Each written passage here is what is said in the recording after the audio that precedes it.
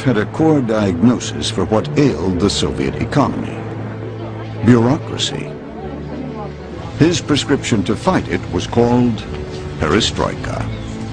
In a way, perestroika means rebuilding, transforming things. But I think that Gorbachev still considered it possible that all these things would be done within this centrally planned system that existed in the Soviet Union. That was his mistake. Gorbachev set out to cut the red tape. But the whole system was made of red tape. For all his efforts, it seemed Gorbachev was running in place.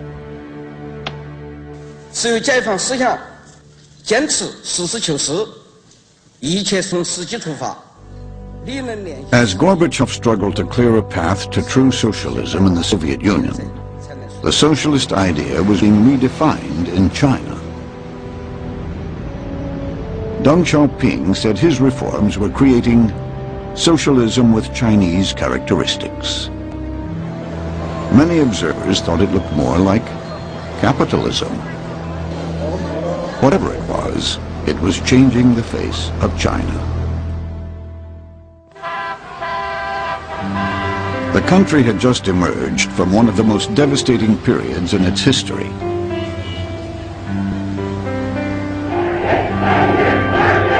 After the failure of the Great Leap Forward, Mao Zedong launched the Great Proletarian Cultural Revolution. The goal was to cleanse the country of creeping capitalist and bourgeois influence. But Mao's new revolution soon veered out of control. Over the next decade, some 100 million Chinese citizens were persecuted, including Communist Party officials. What Mao did was use the young people he called the Red Guards to literally throw out the party leaders, to rebel against their teachers, rebel against anyone with any position or any seniority. And so it led to a period of utter chaos in China, in the economy, in the political system. And it was that chaos that totally, I believe, demoralized the population, turned them away not only from Mao, but from any belief that Marxism, Leninism, or any ideology, or any ideological utopia was going to solve their problems. Deng Xiaoping had been with the communist movement from the beginning and served as one of Mao's closest advisors. But his pragmatic outlook had more than once landed him in trouble. During the Cultural Revolution, he was twice purged from power. Deng's family fared worse. The Red Guards drove his brother to suicide, and his oldest son to jump out of a window, sustaining injuries that left him a paraplegic. But Deng's fortunes would soon change. Mao's death in 1976 gave rise to a vicious power struggle, and Deng came out on top.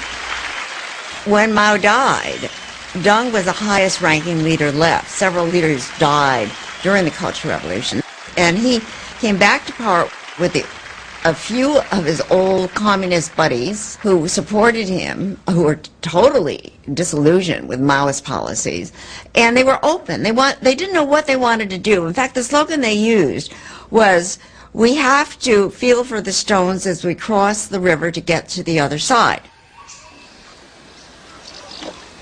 In 1978, 18 families in China's Anhui province made a secret pact.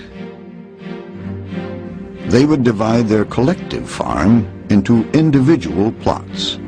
They would work independently, and each family could keep whatever profits they earned. If any of them got arrested, the others promised to care for their children.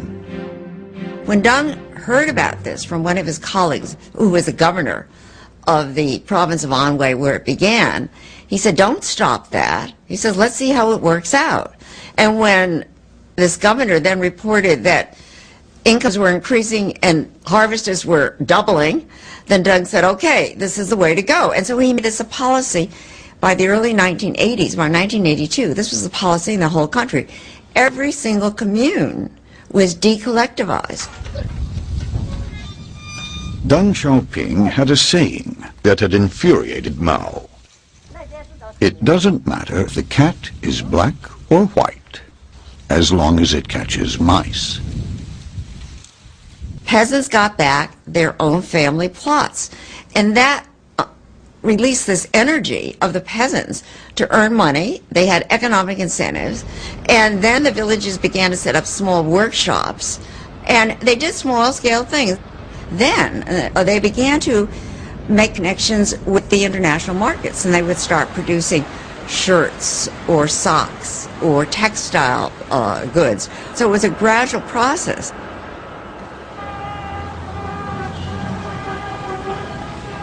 When I first started as a freshman in college in 1978, our meals did not even have enough meat.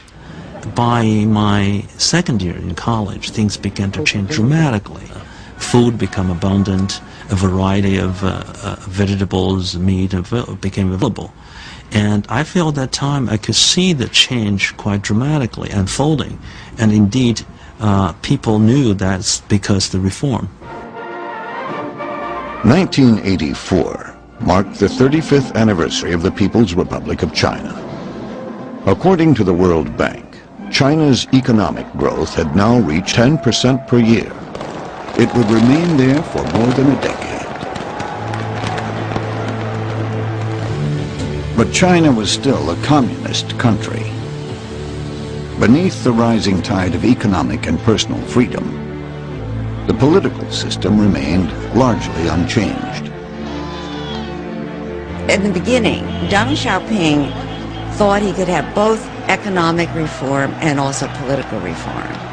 But when the Solidarity movement developed in Poland, there was this great fear in the Chinese leadership that you would have a comparable development in China, a joining together of labor, of workers, and intellectuals.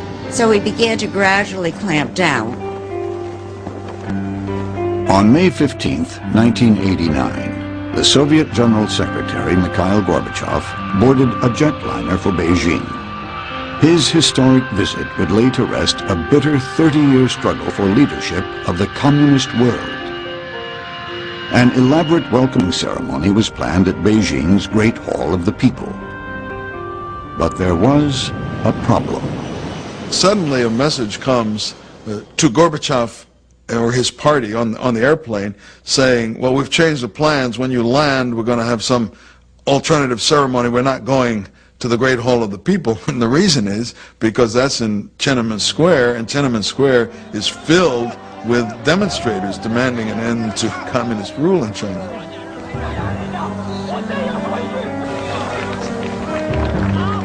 By the third day of Gorbachev's visit, 1 million people occupied the square and the surrounding area.